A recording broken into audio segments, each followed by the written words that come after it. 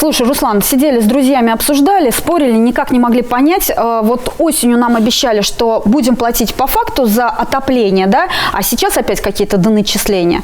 Слушай, ну вообще на самом деле вся Уфа стоит на ушах и получает вот эти счета с космическими суммами за отопление, да? Пенсионеры вообще в ужасе. И вот говоря классическими словами Черномырдина, никогда такого не было, и вот опять. Или там, допустим, хотели как лучше, а получилось как обычно, через одно место. Но сейчас-то нам уже обещают, что все, корректировки в последний раз, все будем вот платить ровно столько, сколько потребили, но меня больше всего смущает, что вся эта система непрозрачная все равно остается, все равно где-то что-то опять выползет. Слушай, такое ощущение, что вот в этой прозрачности, о которой ты говоришь, да, никто не заинтересован, кроме тех квартиросъемщиков, кроме тех простых жителей, которые платят за это, потому что все валят друг на друга. Ресурсники валят на ЕРКЦ, да? ЕРКЦ валит на управляющую компанию. Управляющая компания валит на кого? На ресурсников. Где правду-то искать? Слушай, ну тут без пол-литра и компетентных людей, конечно, не разберешься, поэтому мы сегодня в 1001 раз попытаемся в этом разобраться, пригласив компетентных людей.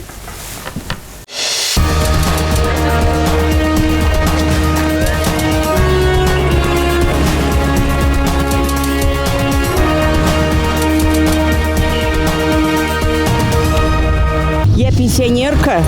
Раньше платили 1500, а сейчас 3600 пришло платить. Была ситуация по домам, где вот это завышенное потребление дома в 4 раза, оно уже там 3 года. И никто не проверял. То, что собрано руками человека, его можно подкрутить, разобрать, собрать. Нынешняя зима очень теплая, но на счета за отопление это почему-то не влияет. Это полный беспредел. Они упиваются своей безнаказанностью. Счастливых обладателей центрального отопления в республике продолжает лихорадить от сумм в квитанциях за тепло. Баш-РТС и уфимские инженерные сети одним возвращают деньги, мол, переплатили в прошлом году, других записывают в должники. Ни те, ни другие не рады. Первые считают, что вернуть им должны были больше, вторые просто возмущены долгу. Масло в огонь подлили и корректировки ЕРКЦ, едино-расчетно-кассового центра. На народное возмущение было вынуждено реагировать руководство региона. И профильные республиканские структуры из МинЖКХ и Жилнадзора получили задачу комиссионной вместе с муниципальными органами, управляющими компаниями и общественниками проверить каждый дом, где жильцы получили платежки на отопление на суммы выше обычного. А таких многоквартирных домов в Башкирии насчитали 485. Как это проходило и чем остались недовольные люди, в нашем следующем материале. Жители дома номер 18 по улице Комсомольской в прошлом году получили платежки на сумму аж в 2,5 миллиона рублей больше обычного. После проверки оказалось, что платили они за соседний торговый центр, который отапливался за счет системы отопления их дома. Люди возмутились и деньги им вернули. Но люди не рады. Во-первых, деньги им возвращают частями не за счет графы отопления, а за счет графы содержания дома.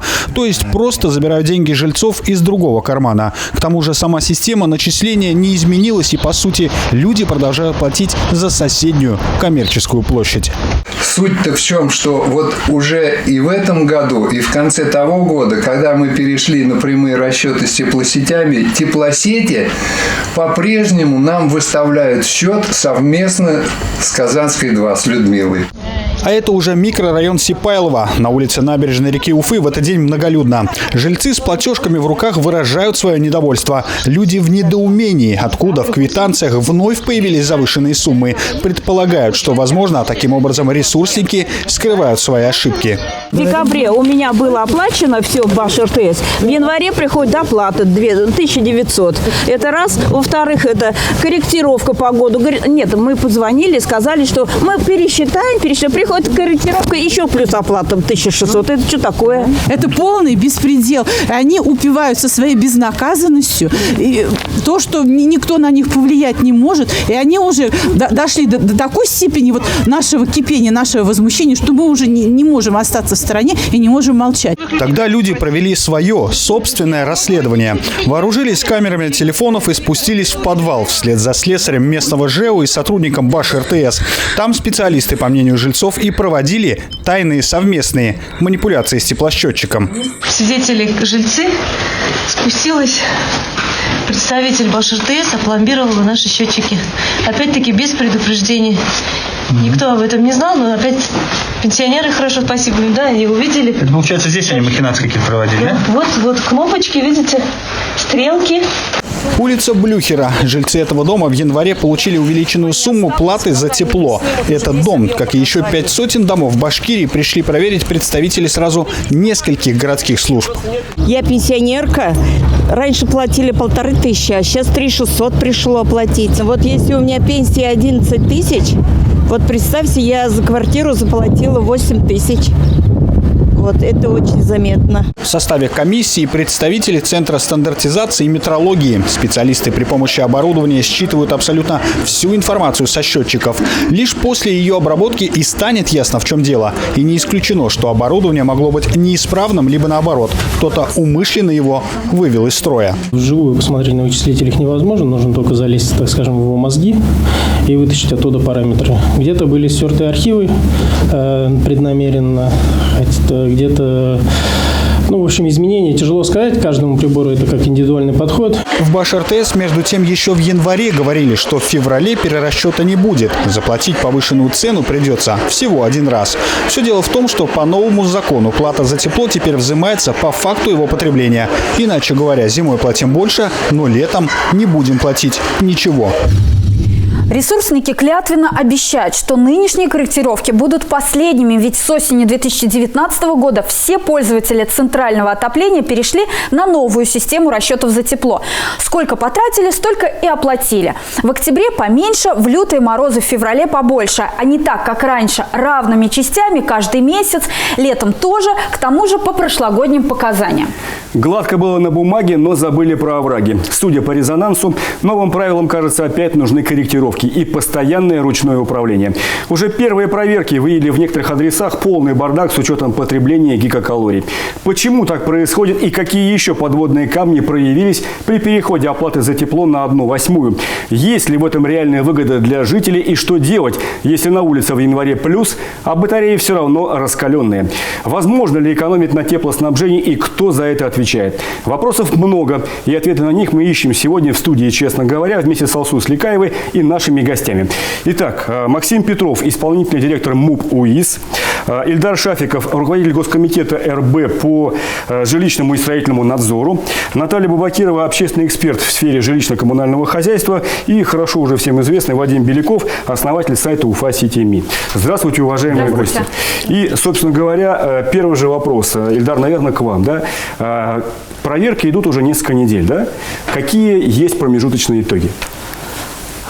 Следует отметить, что мы эту проверку разделили на этапы. То есть первое, что мы могли сделать оперативно, это пройти как раз по тем домам, которые получили до начисления в пользу ресурсоснабжающей организации. Одним из первых моментов, которые мы хотели бы отсечь, это установить, корректно ли работают приборы учета на тех многоквартирных домах, где, соответственно, произошло доначисление в пользу ресурсоснабжающей организации. В целом по республике таких домов почти 500 было. Все мы их в течение недели обошли. В Уфе... Я прошу прощения, сразу встречный вопрос. Это количество увеличивается домов, которые необходимо проверять? Вот мы говорим про зону ответственности Баш-РТС. То есть Баш-РТС – это та организация, которая первой произвела корректировку в этом году. Соответственно, основная масса обращений связана именно с этой корректировкой. Скажем так, 485 домов. 485 домов. Мы чуть больше посмотрели, с учетом того, что были обращения с других адресов. Мы заодно их тоже посмотрели. В целом, где-то порядка 493 домов мы осмотрели. Какие выводы уже можно сделать? Да, можно сделать следующие выводы. Что мы там увидели? На 66 приборах учета есть те или иные нарушения. Это отсутствие пломб, отсутствие, экраны разбиты, и так далее. Вот такого рода нарушения, которые, в принципе, могут говорить о том, что прибор учета работает некорректно. Когда мы говорим некорректно... Опишите, пожалуйста, наиболее вопиющие ситуации. Когда мы говорим некорректно, мы говорим о том, что он не отражает объективную картину по объемам тепла. В сторону увеличения?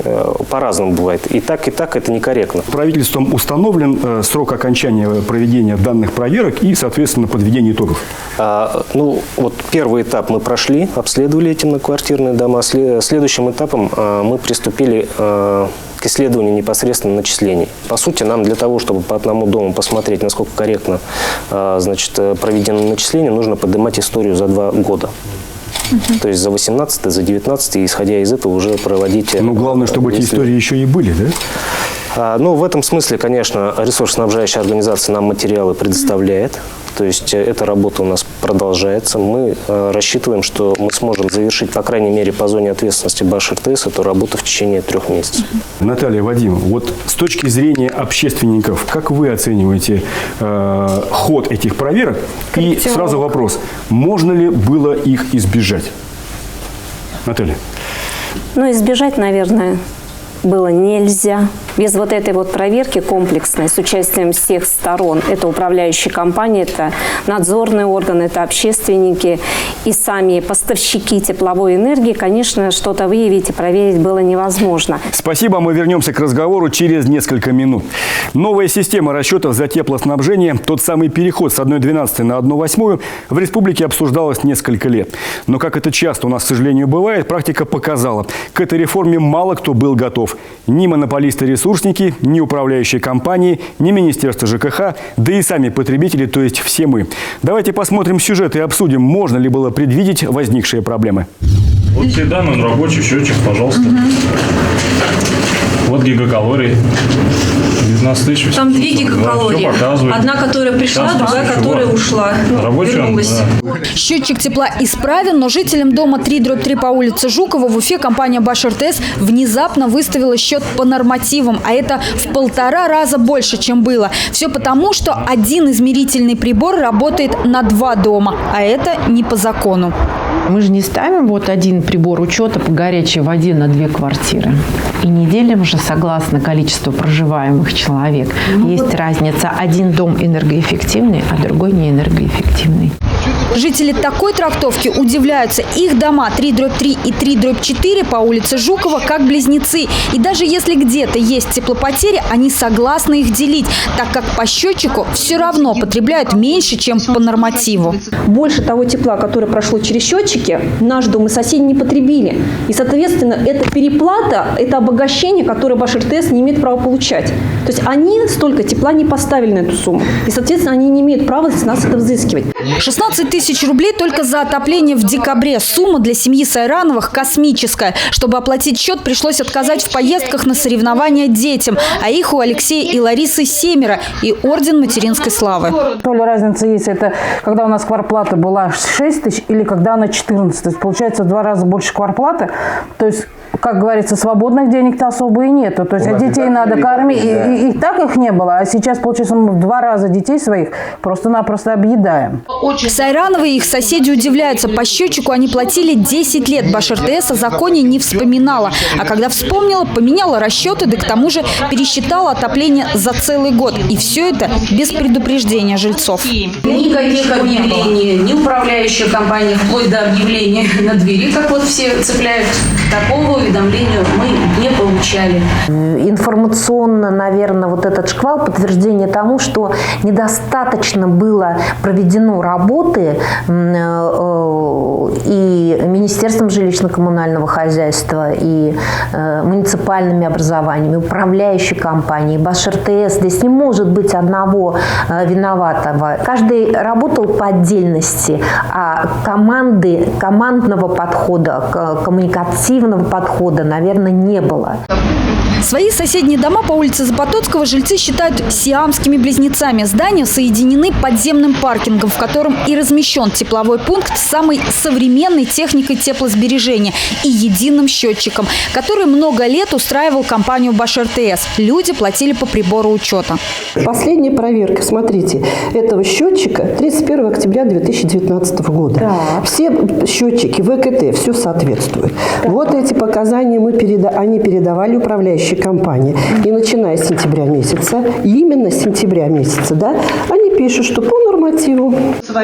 Госкомитет по жилищному и строительному надзору встал на сторону жильцов и выдал предписание Баш-РТС сделать перерасчет по счетчику. Но монополист-поставщик не согласен. Сейчас дело в суде. Кроме недоговоренности и недосказанности между ресурсниками и собственниками жилья, прошедшая масштабная проверка теплосчетчиков выявила и большие проблемы с самими приборами учета. Много примеров, где сбиты механизмы механизмы подсчета, то есть попросту подкручены. По тем или иным причинам вес импульса был изменен.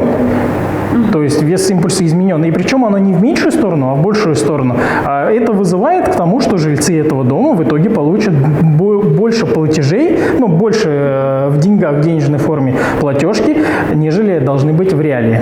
Это же прибор, он электронный, и он собран, так скажем, руками человека. А все, что собрано руками человека, его можно подкрутить, разобрать, собрать. Можно ли было бы избежать этих проверок, если подготовка к переходу на 1/8 была проведена соответствующим образом? Можно. А хорошо была подготовка проведена? Я считаю, что подготовки не было вообще. В тех комментариях, которые давали должностные лица БашРТС, звучало, что вся ответственность лежит только на управляющих компаниях и на собственниках. Но зная хорошо закон о теплоснабжении в комплексе, это 190-й федеральный закон о теплоснабжении, это постановление 808, постановление 1034, говорит обратное, что зона ответственности все-таки основная нагрузка на проверки общедомовых приборов учета и всех расчетов лежит на теплоснабжающей организации. Не будем забывать, что теплоснабжающие организации БашРТС в границах городского округа город Уфа – это монополист. И они попадают под особое законодательство, под монопольное. И у них нет права на ошибку вообще ни по расчетам, ни по контролю за работой общедомовых приборов учета. Надо просто хорошо вспомнить пункт 27 постановления 808, которое говорит, что теплоснабжающая организация обязана производить проверку каждого общедомового прибора учета не реже 1 раза в квартал и вести журналы. То, что мы говорим, они должны нам давать полную информацию в платежном документе, что определяет нам постановление 354, это уже понятно. Но то, что ихнее отраслевое законодательство им диктует, а они это не выполняют, это уже нарушение антимонопольного законодательства. Наталья, спасибо. Что добавить? То есть по поводу, как вы подготавливались к переходу на 1/8 осенью этого года? Подготовка на самом деле у нас началась еще летом прошлого года. 18 или 19? Давайте вот уточнять. Летом 2019 года мы понимали, что, возможно, в октябре мы перейдем на оплату по факту. Оплата по факту потянет за собой и перерасчеты в первом квартале 2020 года, и при этом еще и фактические потребления зимних месяцев еще и наложатся на эти перерасчеты. Как велась эта подготовка? Суммы могли быть большими. Поэтому, как велась подготовка, мы начали уже заблаговременно именно смотреть, готовиться с управляющими компаниями на предмет того, сверять цифры, какие у них доначисления должны быть за первый квартал 2019 года. Максим, встречный вопрос. Только сверять цифры на бумаге или же все-таки подворовые обходы делать? Пока смотреть непосредственно приборы учета. При подготовке к переходу, я имею в виду. При подготовке к переходу мы вообще, в принципе, система построена таким образом, что приборы учета допускаются у нас ежегодно. Ваши специалисты проверили каждый счетчик? Да. Вадим, как вы оцениваете, как велась эта подготовка? Вот по ряду домов было выявлено, что, несмотря на то, что дом потребляет в 4 раза больше, плата была по нормативу. И вот Максим Георгиевич говорил, что должны проверять там, каждый год, вводить в эксплуатацию, там, каждый квартал, в принципе, эти счетчики проверять. Была ситуация по домам, где вот это завышенное потребление дома в 4 раза, оно уже там 3 года. И никто не проверял, и никто не смотрел. И как эти акты допуска каждый год подписывались, видимо, да, там где-то в кабинетах не выходя или каким-то образом, я не знаю. То есть оно так и работало. При грамотной работе в целом и управляющих компаний, и ресурсников, конечно, это можно было не допустить. Я правильно понимаю, что там, где управляющая компания, адекватная, да, выстроила нормальный диалог взаимодействия с ресурсником, там проблем меньше, чем там, где этого не происходило, так? Ну, тут, на самом деле, там две стороны должны выстраивать. Не только управляющая компания говорит, там, вот у нас такая проблема, но и ресурсники со своей стороны тоже должны понимать, где с приборами учета какая-то сложность. Вот простой пример, когда сейчас стали проверять вот эту ситуацию, возникшую, вот Ильдар Маратович, да, говорит о том, что сравнивает 2018-2019 год, видно, да, что при наличии прибора учета по некоторым домам в 2018 году и в 2019 резко там в 10 раз даже бывает выросло потребление дома тепла. То есть такого хорошо. Ну, так же не бывает. Так не бывает, да. То есть, но несмотря на это, раньше ресурсоснабжающая организация на это закрывала глаза, им это было неинтересно. Они получали там плату там, по нормативу или как-то еще. И в работу приборов учета им не важно было, как они работают, к сожалению. Вот такой вопрос, да. Ну, ответ очевидный, но на самом деле давайте его проговорим. Правильно мы понимаем, что ресурсникам выгодно сбывать как можно больше тепла? Безусловно. Ну, чисто как бизнес, как бизнес. Это же деньги, да. То есть ты поставил определенный объем с определенной температурой, ну, то есть есть формула, да, которая все это считает. И, конечно, получил денег в то время, когда, например, по прибору учета, по нормально работающему, зафиксированному, это бывает сумма там в 2, там, в 2,5, в 3 раза меньше. Мы взяли интервью до записи нашей программы с представителем БашРТС, и по поводу этого вопроса у них тоже есть собственный ответ. Давайте послушаем. Давайте послушаем, да. Ряд управляющих компаний при начале отопительного периода 2019 года, мы помним, когда глава республики дал очень короткий срок для подачи отопления в силу того, что, в общем-то, ну, погода, она с нами играет, мы видим, да, на протяжении 2019-2020 года, как изменяются климатические условия. Соответственно, в тот момент, в общем-то, такой проверки, которая должна быть в начале отопительного периода, не прошло. Мы просто массово обеспечили многоквартирные дома отоплением. И проверки часть домов просто она не прошла. Ту необходимую проверку, которую должна была обеспечить управляющая организация, пригласив нас заранее для подписания документов. Ильдар, ну вот мнение представителя БашРТС, да, крупнейшего поставщика ресурсов в городе Уфе, да, вот как вы можете разумное у них оправдание? Следовало ожидать, что ресурсоснабжающая организация возложит всю степень ответственности на управляющих компаний, хотя я лично считаю, что это не так. Это действительно вот та ситуация, которая произошла, когда мы перешли на оплату по факту, она просто проиллюстрировала отсутствие координации деятельности между управляющими компаниями и ресурсоснабжающими организациями. Наталья Николаевна тоже верно отвечает, что и ресурсоснабжающая организация обязана производить проверки общедомовых приборов учета.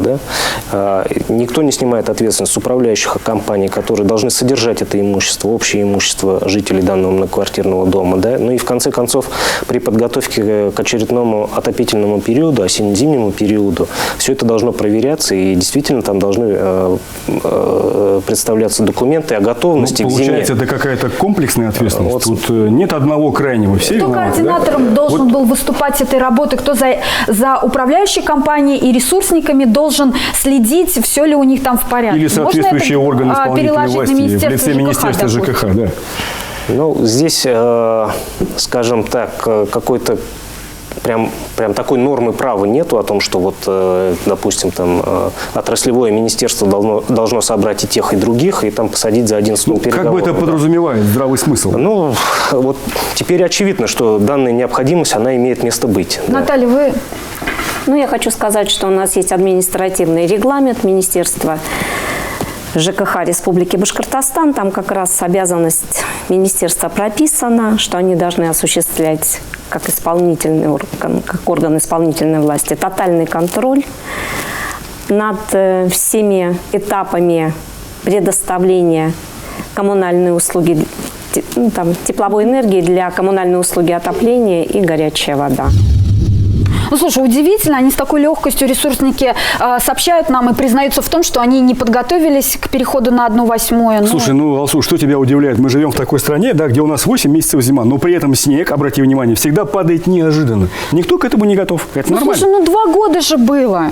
2 года было. Слушай, нет худа без добра, да, мне тоже понравилось. Нет худа без добра, зато наконец-то вся эта катавасия заставила их разбираться со счетчиками. Ну, хоть так.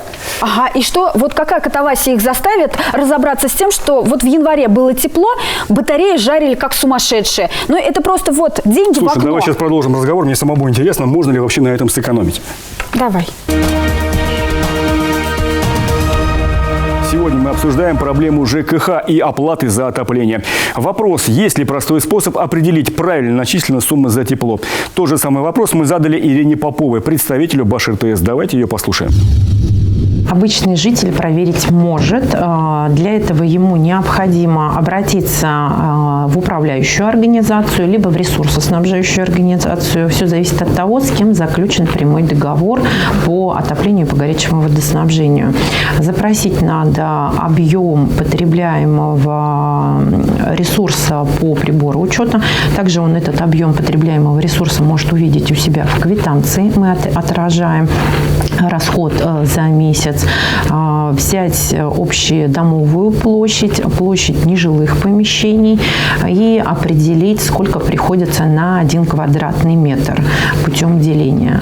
И, соответственно, применив действующий тариф в данный период, он берет площадь своей квартиры, умножает на тариф и получает объем по своей квартире. Перейдем к реалиям. Вот жители многоквартирного дома получили платежку за январь. Причем счета за отопление примерно в 2 раза выше, чем было до этого. То есть есть платеж, в котором ничего не понятно, что написано. Потому что наложился переход на новую систему, наложилось то, что в Уфе по большинству управляющих компаний в прошлом году еще менялся исполнитель услуг. То есть была там уже УЖХ, например. Вот эти прямые договора. Да. Потом, соответственно, вот эти доначисления, то есть там 3-4 ситуации, они просто там сразу в одной платежке выстроили. И, конечно, если одну ее сложно понять обывателю, да, потому что она, действительно, есть формулы, там в 354-м сложные, там на полстраницы, то когда 3 сразу, то тяжело. То есть с чего начать? Начать сначала, безусловно, с проверки прибора учета. Понять вообще, то есть есть показания в квитанции. Первый шаг, он и самый сложный. Как получить к нему доступ к этому прибору общедомового учета? Опять-таки, это ваша собственность. Надо понимать, что, как вот Ильдар Маратович говорил, большинство жителей, у которых эти приборы учета стоят, они за него заплатили. То есть это частичка ваша, да, поэтому идти в управляющую организацию, заставлять, чтобы она там сама открыла там и проверила. Если это они не делают, понуждать через надзорный орган, находить, есть у нас независимые там экспертные организации, Хорошо, которые Вадим, могут его правдами, неправдами инициативная группа жильцов, возмущенных счетами за отопление, получила доступ к прибору учета общедомовому. Дальше. Проверить, снять показания, то есть есть инженеры, специалисты, которые там выгрузят всю информацию, например, за предыдущий год. Как понять-то, что они честно там что-то выгружают? Я видела эти счетчики, там вообще ничего не понятно. Надо же взять, если вы... Понятно, что доверять текущим организациям, которые их проверяют, подрядчики, там, управляющие компании, я бы не стал. Нельзя, да. То есть мы видим, к чему это привело, по крайней мере. Со своим каким-то экспертом туда прийти, если за вы этого хотите, эксперта заплатить. Если вы хотите, чтобы у вас было все хорошо, и вы не доверяете тем, кто до этого сделал плохо, то, безусловно, других выходов нет. Либо найти там среди каких-то своих жителей, друзей, специалиста, но либо нанять, вот у нас вот центр стандартизации на Ибрагимова, по-моему, они там порядка там 1500-2000 рублей берут за исследование, там, экспертизу, около 2000 рублей, по-моему. Я, конечно, рекомендую ведомости учета тепловой энергии истребовать с управляющей компании каждый месяц, то есть ежемесячно. Вот мы говорим с чистого листа, когда мы идем. Когда с чистого листа, конечно, надо выйти с требованием о проведении комплексной проверки в управляющую компанию, организовать группу активных граждан. Вот я советую создать комиссию по проверке, начислению и работы общедомового прибора учета. В связи с переходом на 1/8 общая сумма платы за отопление за год остается неизменной или она все-таки увеличивается? Кто бы мне мог ответить на этот вопрос? Она определяется счетчиком. Вообще должна остаться такой же, с точки зрения логики. Уважаемые гости, вот условный 2017 год. Тарифы те же самые, да? Вот многоквартирный дом. Общая плата за отопление этого дома в 2017 году и после перехода на 1/8 в 2020 году примерно одинаковые? Если счетчик там отсутствует, то общая плата будет одинаковая. Единственная разница в нормативе, который предъявляется. То есть норматив там 1/8 применяется, либо 1/12. Если счетчик все-таки стоит, то с учетом корректировки в первом квартале следующего года сумма будет одинаковая, что по 1/12, что по 1/8. Давайте отвлечемся от наших проблем и посмотрим, а есть ли такие дома в Башкирии, у жителей которых нет головной боли от новых платежек Баш-РТС и МУПУИС. Подробности в нашем материале. Этот дом на улице Гафури построен в 2018 году. Класс энергоэффективности С – это норма. Следит за отоплением Дмитрий Попов, главный инженер управляющей компании. По проекту в подвале дома установлено специальное оборудование из Германии, погодозависимое. И он будет систематически регулировать вот эту температуру. Уже не нужно будет собственникам, для комфортного проживания в квартире открывать форточки, улицу уже не будем отапливать. Такое оборудование можно устанавливать и в обычные многоквартирные дома. И это может давать почти двойную экономию, уверяет главный инженер. У меня обычно пятиэтажка, нету вот этого оборудования, стоит теплосчетчик. У меня в квитанцию пришло, даже не в квитанцию пришло, у меня площадь дома около 3000. В квитанцию пришло у меня, что мой дом потребил в декабре месяце около 110 гигакалорий. Этот дом я возьму, тот же самый декабрь, допустим, но у него здесь 2 раза больше площадь, и он употребляет практически такую же объем тепла, понимаете? При этом еще и горячая вода. Разумеется, экономию на отоплении можно достичь только в том случае, если в доме проведена правильная теплоизоляция. Тогда собственники квартир не будут платить за обогрев улицы. Нынешняя зима теплая, очень теплая. Но на счета за отопление это почему-то не влияет. Максим. Количество гигакалорий, потребление растет. Почему? Максим, давайте все-таки технологию все-таки немножко я расскажу, как происходит теплоснабжение. Да, коротко постараюсь.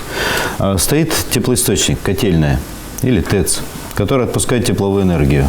На ТЭЦ задается температура в подающем трубопроводе тепловой сети. Эта температура, она зависит от 2 факторов. Первый фактор – это температура на улице.